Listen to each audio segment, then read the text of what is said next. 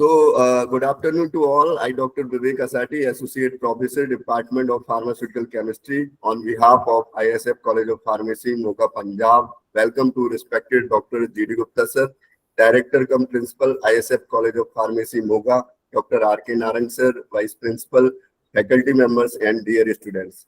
So today we have a lecture in ISFCP dialogue series on green and sustainable chemistry for a better tomorrow today. So this is our privilege that we have a renowned knowledgeable speaker, Professor Avtar Singh Matharu, with us. So Professor Avtar sir is a Professor of Green Chemistry and Deputy Director, Green Chemistry Center of Excellence, Department of Chemistry, University of York, England. Professor Matharu's research interest covers the valorization of range of materials currently considered waste, notably unavoidable food supply chain waste using bespoke technologies such as microwave processing, circular economy, and sustainability. His research utilities scientific intervention and innovation to alleviate poverty, improve health and environment, and improve waste quality. He has overseen several multi-million euro projects in the last 3 years, including Engineering and Physical Science Research Council, Biotechnology and Biological Science Research Council, Innovate UK, and European Regional Development Fund. He has published over 100 scientific articles, supervised over 80 PhD and MSc students. He is editor-in-chief of Elsevier Current Research in Green and Sustainable Chemistry Journal and scientific advisor for the German-led initiative ISC3 International Sustainable Chemistry Collaborative Centers. He is recipient of the EAUC Green Ground Award for Research and Development and winner of the HEFCE Labs Award. So, welcome to respected Avtar sir. You've given such time from your busy schedule. I request to Professor Avtar sir kindly deliver expert talk on green and sustainable chemistry for a better tomorrow today. So before that, starting this lecture, I request to Professor G.D. Gupta sir, please interact with Avtar sir.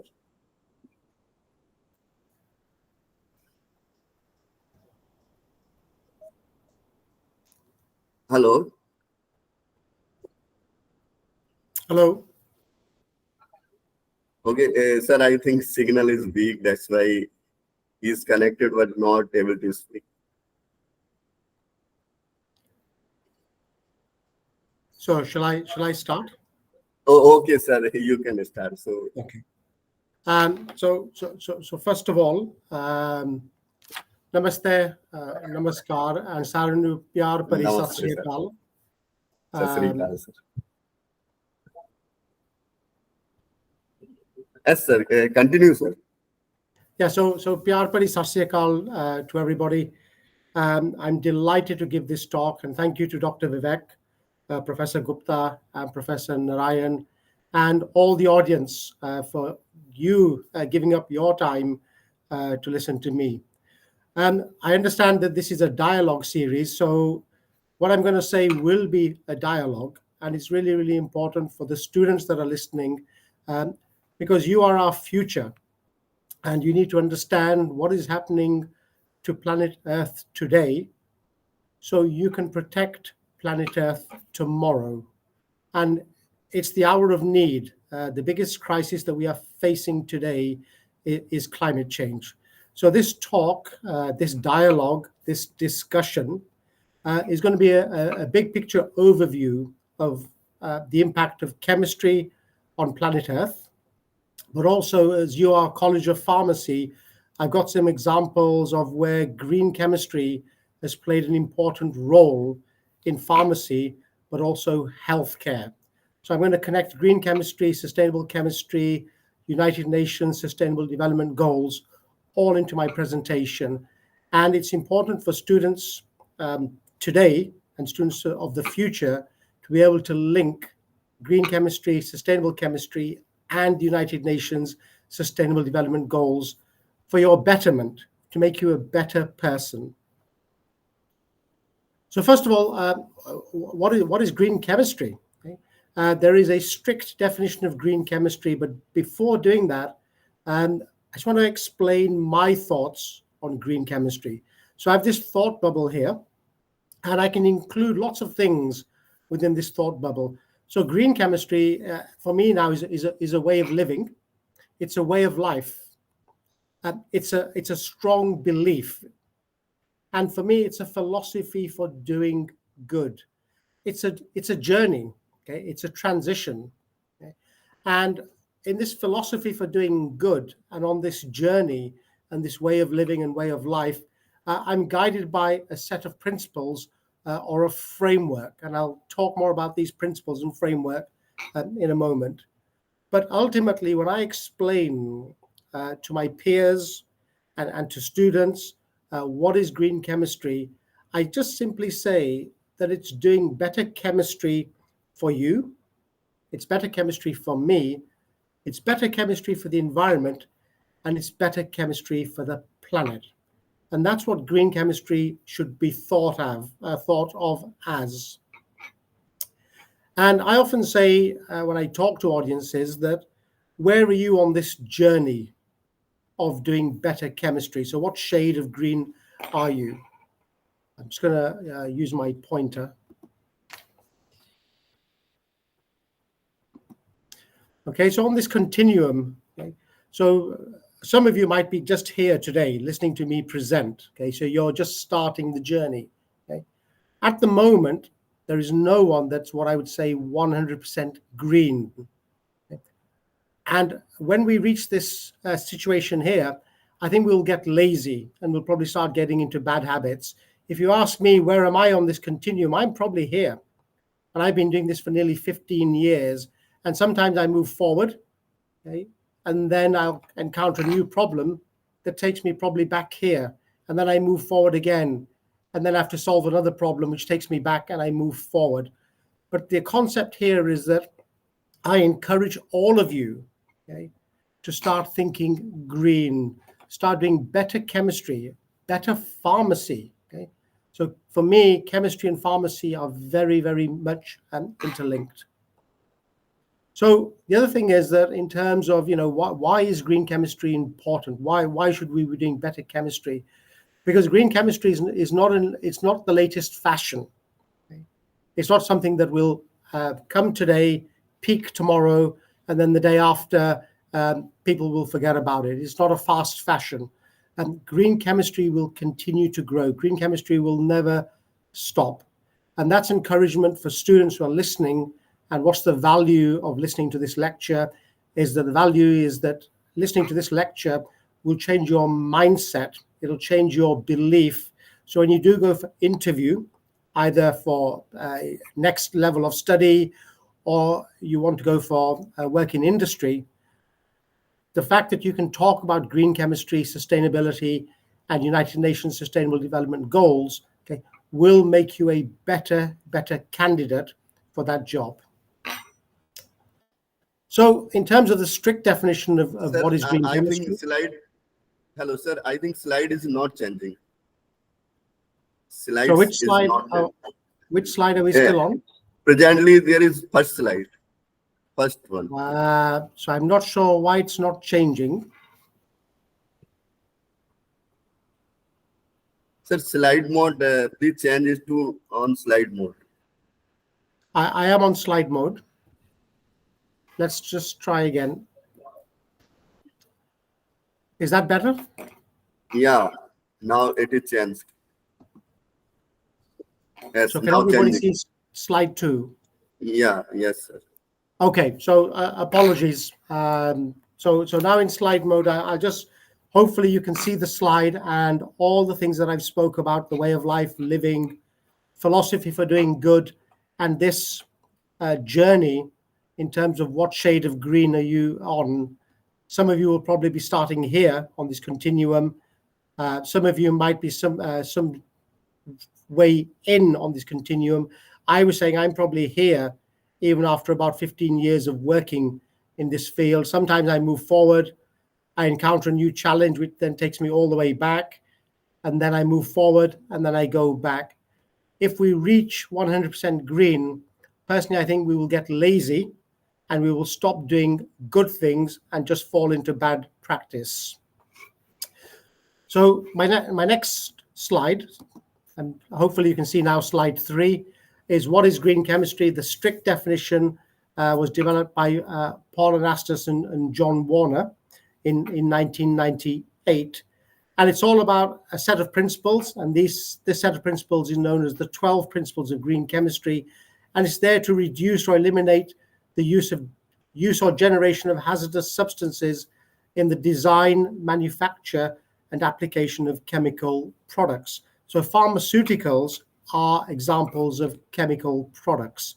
So that's the strict definition, and there is a framework, which is the 12 principles of green chemistry. So in terms of the 12 principles of green chemistry, I'm going to have to move these slides a bit now.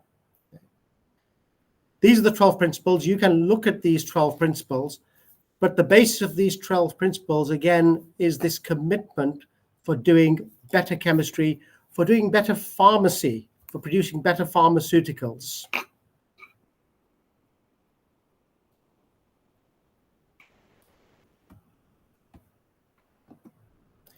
So moving on to slide 5. So why do we need to do better today? Okay. And it's really, really important that everybody in the audience understands, as I said, the biggest crisis facing humanity is climate change. And if we just carry out a planet Earth health check, then obviously we know the problem with carbon dioxide. So carbon dioxide emissions continue to rise. Carbon dioxide is a greenhouse global warming gas. So the current levels of carbon dioxide in the atmosphere are currently at 420 parts per million. And they are continuing to rise on a daily basis. And we are a major, major contributor to carbon dioxide. And when we say we, when I say we, that means these are human-induced contributions to CO2. Industrialization is a major, major contributor to CO2.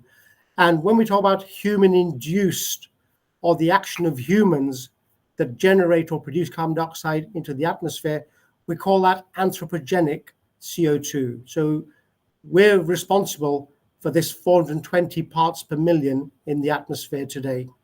And as I said, that's a global greenhouse gas. It's a global warming gas. And we know, what's happening to planet Earth with respect to temperature. And only last month, exactly last month, today's the 4th of August, the 4th of July was the hottest day on planet Earth. So again, we are now seeing the consequences of CO2 emissions into the atmosphere.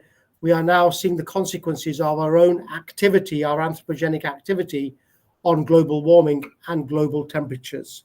So on 4th of July, the average temperature, the average global temperature on that day was 17.18 degrees centigrade. So that was the hottest day ever recorded. 2023, which is the year that we're currently in, is already predicted to be the hottest year on record. If global temperature is rising, then that's going to have an impact on our polar caps, either the North Pole or the South Pole. Okay? So sea ice is beginning to melt. If sea ice is melting, sea levels are going to rise.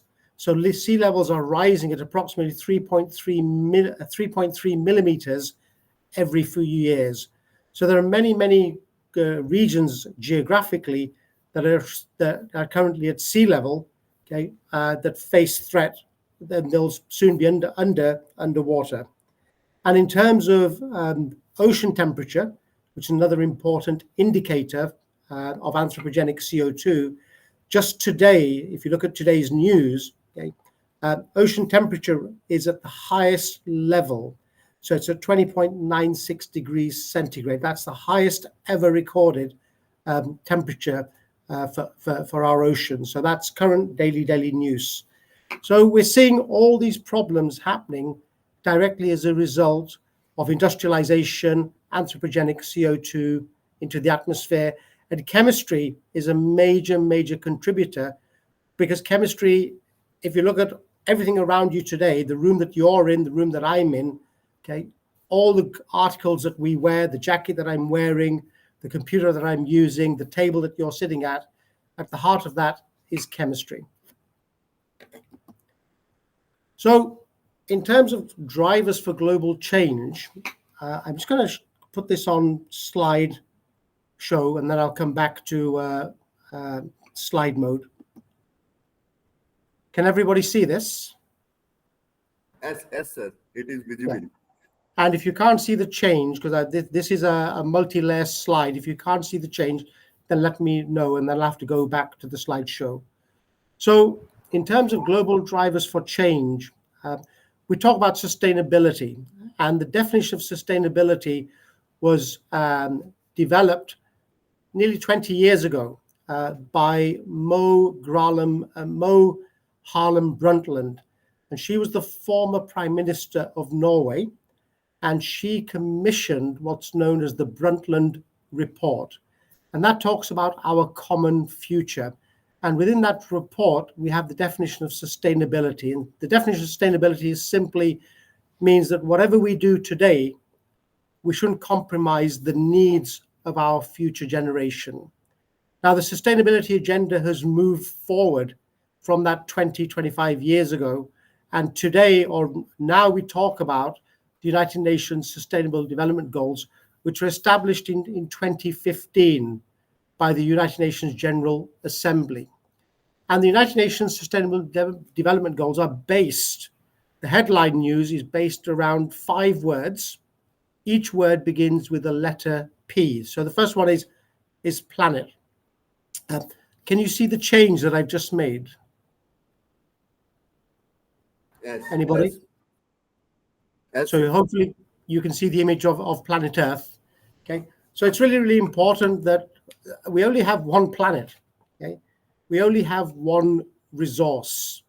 And if we carry on consuming our resource that we are today, and we project that into the future, we're going to need approximately four planet Earths. And that's not possible. Okay? So we have to live within our means and really appreciate that there's only one resource. And we know that this resource is full of chemicals, minerals, okay? All of those materials that we use to manufacture pharmaceuticals. But our planet is under extreme stress. Okay? And the stress is that today we have 8 billion people living on the planet. Okay? India now has the largest population. Okay? It's overseen China. But our global population is going to rise to 10 billion. I say on my slide by 2100, but it's probably going to go to 10 billion by probably 2070.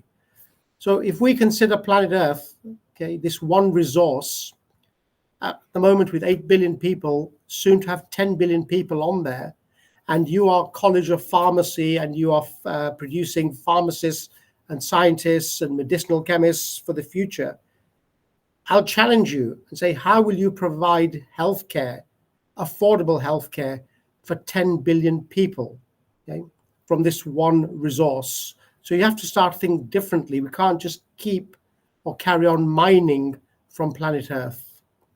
Partnerships is really important, so I'm delighted to be talking to you today.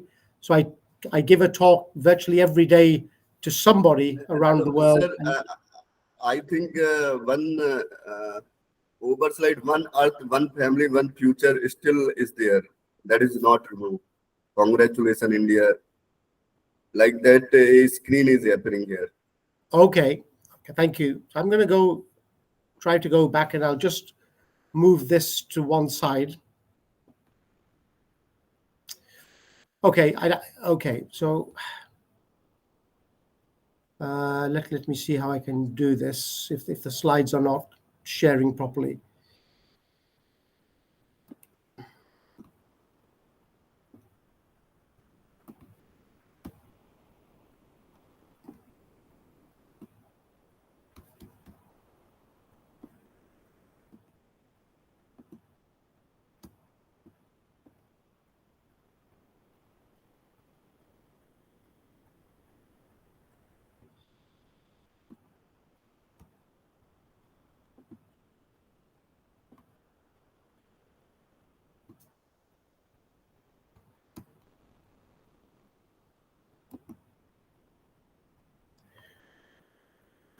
Okay, what I'm going to do then is just talk about this slide. So the planet, the people, the partnerships, and also it's important that within sustainability and sustainable development, that we have equity and prosperity for everybody.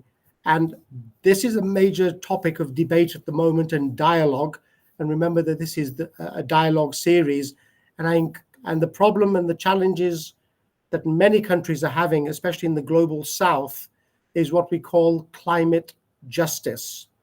So why should the global south have to pay for the problems that the global north have created? It's the global north that's been industrialized, and that industrialization has released lots and lots of CO2, which we're now seeing through global warming and severe weather patterns. And yet the global north is telling the global south that they need to do better. So it's a huge, huge debate, and I'd encourage students to look into that debate as well for their wider understanding.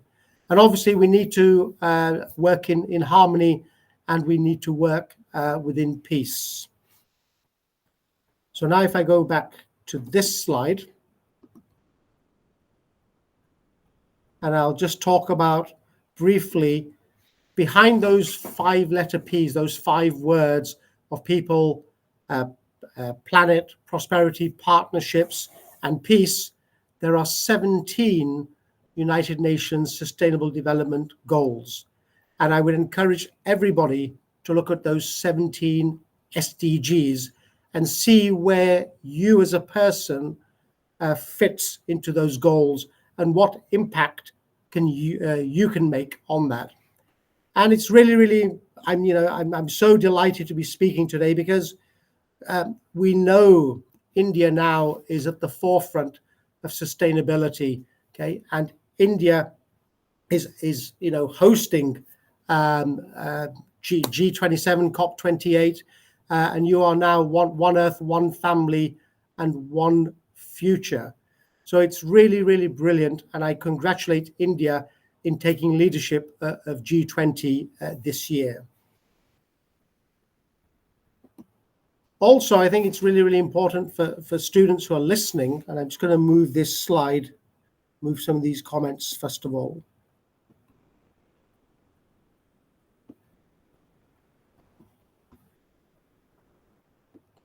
And then I'll bring some of these back in.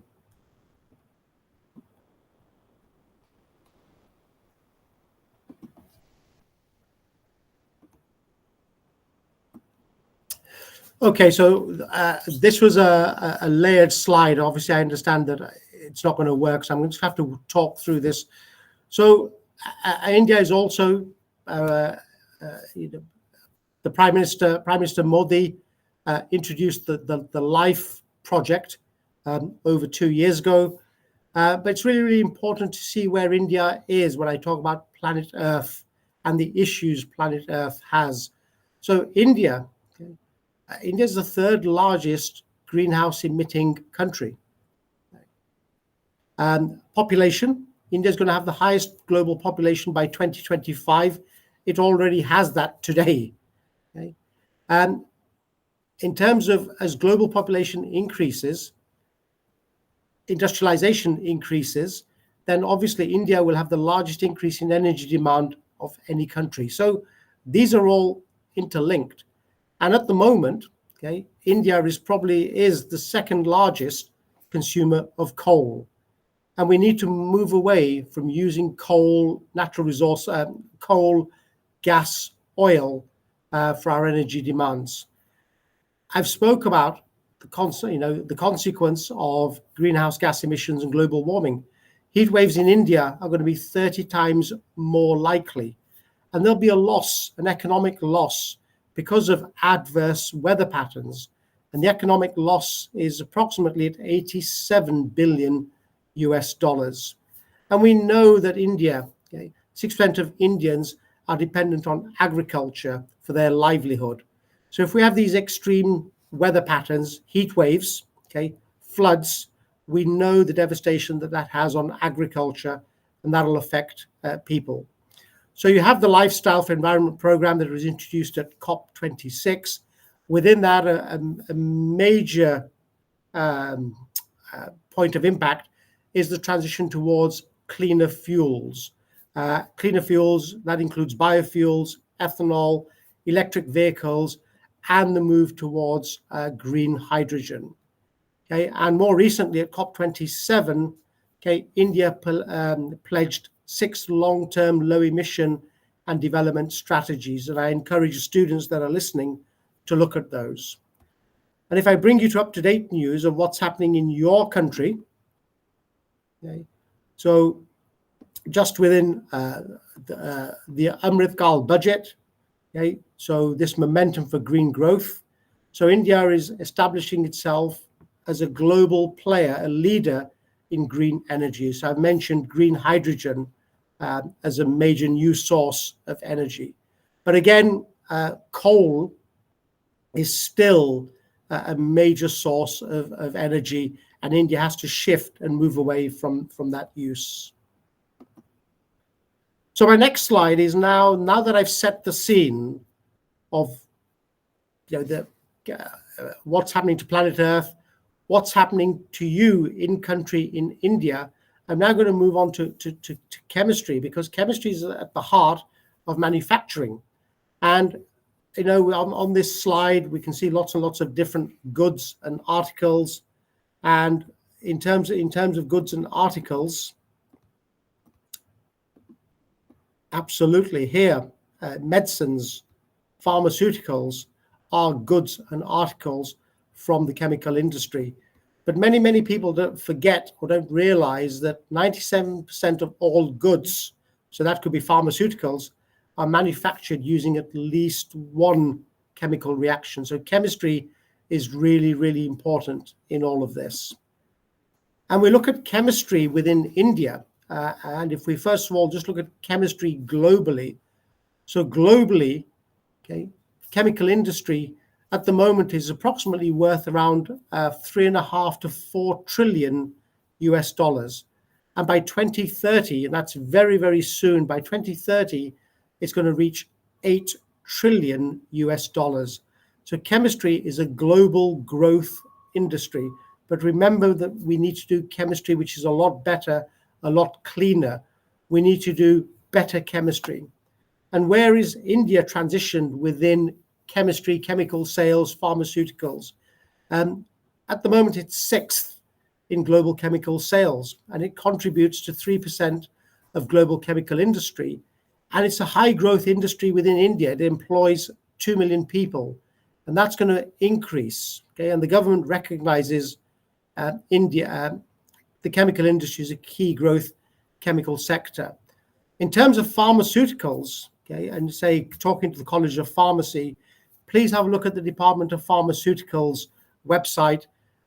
Recently, this is last year, when I say recently, last year they launched this 1 billion production-linked incentive scheme for the promotion of domestic manufacturing of what would be key structural intermediates or key intermediates and APIs in country rather than out of country. And within all of this as well, what's also connected is the Indian government looking to make chemistry greener, cleaner, and safer. So within their policy documents, they are looking to promote greener and safer chemistry within chemical manufacturing.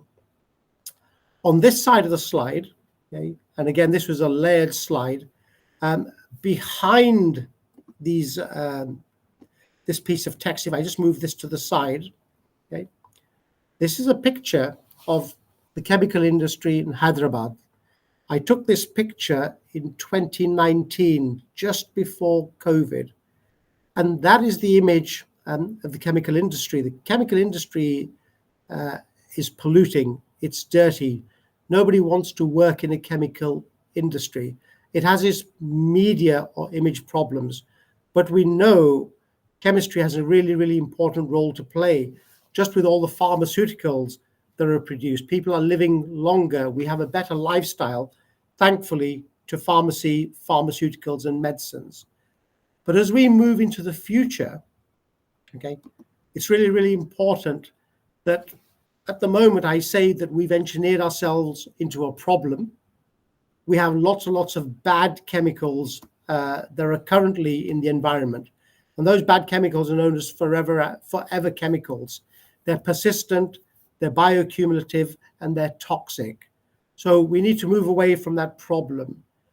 I strongly believe when I talk to students, okay, because you have fresher minds than I have. I've got to a certain stage in my life where my capacity to innovate is much, much reduced. As students, you have capacity, your minds are fresher, you have much, much more capacity to innovate. So I strongly believe, I don't think, okay, that we can engineer ourselves out of a problem. And the way to do that is not to look at your old textbooks, okay? Because if you look at your old textbooks, our old textbooks contain old information. The old information is all based around the ability to crack crude oil, okay?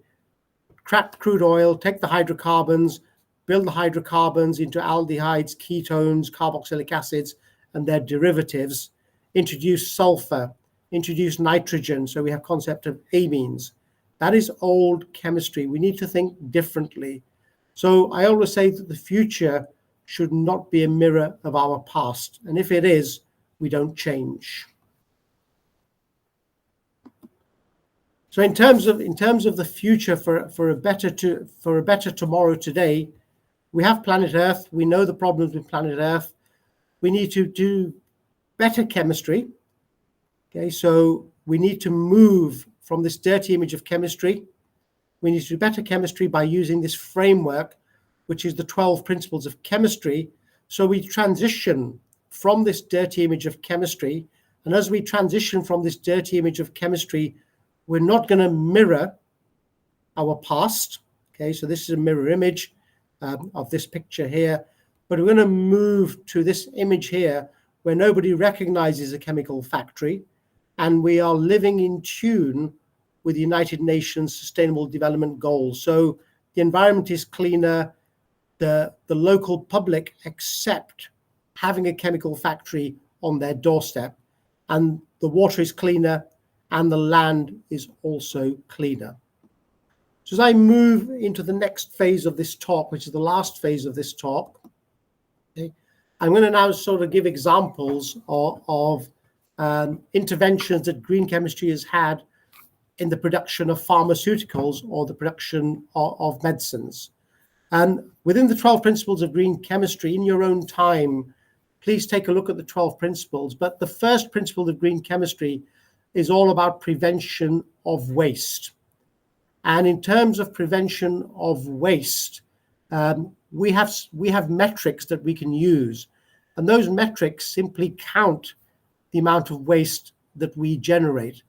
And it's really, really important to understand within the College of Pharmacy that pharmaceuticals, within all these different industries, oil refining, bulk chemicals, fine chemicals, pharmaceuticals, okay, is the industrial sector that generates the largest amount of waste.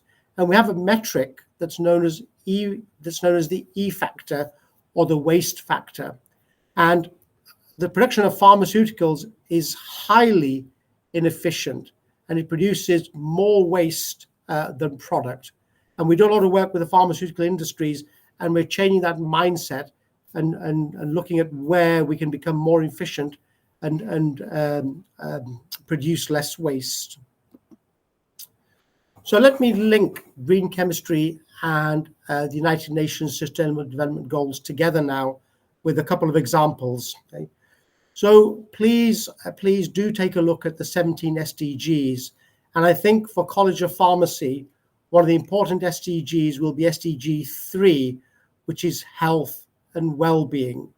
And within SDG 3, it talks about non-communicable diseases.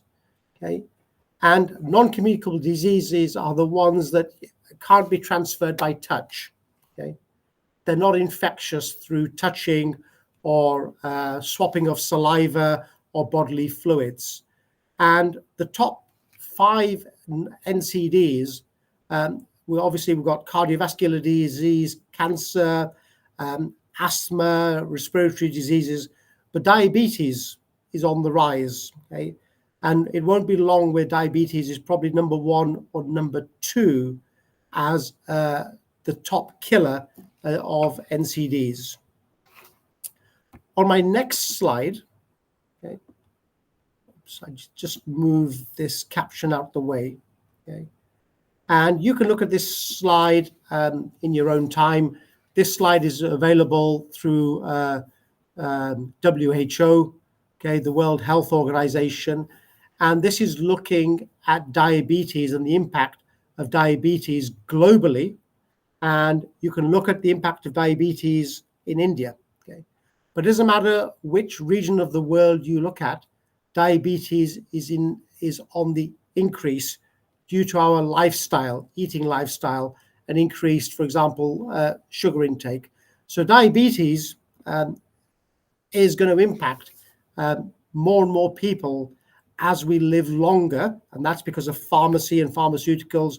We have medications now that make us live longer, but as we live longer, okay, most of us, okay, are also going to be dealing with diabetes or a diabetic condition. So it's really, really important that there's a need for modern medicines, but also that when we make these modern medicines, that we reduce the amount of waste that they produce. So this is a built-up slide. I'm not sure how well this will work, but I'll talk through it. So here's a modern-day medicine, Januvia, that controls type 2 diabetes. It's also known as sitagliptin. And here I have the synthesis of sitagliptin. Okay? I'm not going to talk you through the synthesis of sitagliptin, but at this moment to say that the synthesis is quite complicated. It uses a lot of toxic and hazardous reagents. And again, in terms of the principles of green chemistry, we need to avoid these. But nevertheless, one of the problems within the synthesis of sitagliptin is this final step. Okay? And within the final step, there are lots of problems. We're using a rhodium catalyst, okay? And rhodium is a precious metal, and we use a lot of rhodium catalysts. It's difficult to remove in the final product. So the final product is contaminated with rhodium, and we need a lot of steps to remove rhodium from the final product. Okay, so we have issues with removal of catalysts, but also trying to repurify the catalyst. This is a hydrogenation. Okay, so we're adding hydrogen across these steps, and that requires specialist equipment. And ultimately, the yield is low, but also the stereoselectivity. We have a chiral center at this point here. So the stereoselectivity is also poor. So this is a very, very complicated reaction, but it's an important reaction because this is a blockbuster drug. Okay? It has global sales of over $1 billion US. And in terms of what's happened, what's been the success story within Januvia, and you could look at this by going to the US EPA website and looking at the Presidential Green Chemistry Challenge Award. Have a look at the story of sitagliptin and how the process has been improved. And the process has been improved. Instead of using catalytic hydrogenation, it's been improved by using a biocatalysis step. Okay? And through that biocatalysis step, okay, we've increased the yield, but importantly, we've increased the stereoselectivity as well. So there's lots and lots of plus points within that process. The next slide I want to talk about is an example, again, for College of Pharmacy and pharmaceutical students, is ranitidine, or Zantac, which is the anti-ulcer medication. Okay? And India is the largest producer of ranitidine. Okay? And ranitidine, in terms of its production, okay, it's a drug of, it's a medicine of very, very important use. And through its production, okay, I'm not going to go through the cycle. The biggest problem is that it produces methane thiol as well as the drug that we need.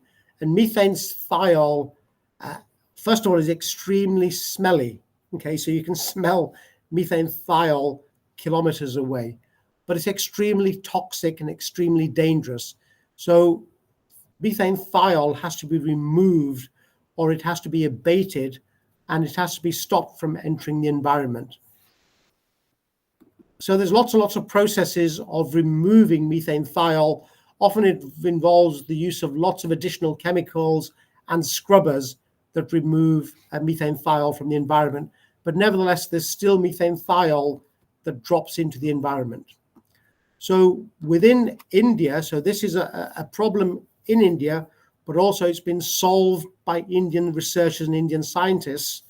And what the scientists and researchers in India have done is that the methane thiol, rather than scrubbing the methane thiol, they've been able to convert methane thiol into dimethyl sulfoxide, and dimethyl sulfoxide is then actually reused in the synthesis and the manufacture of ranitidine.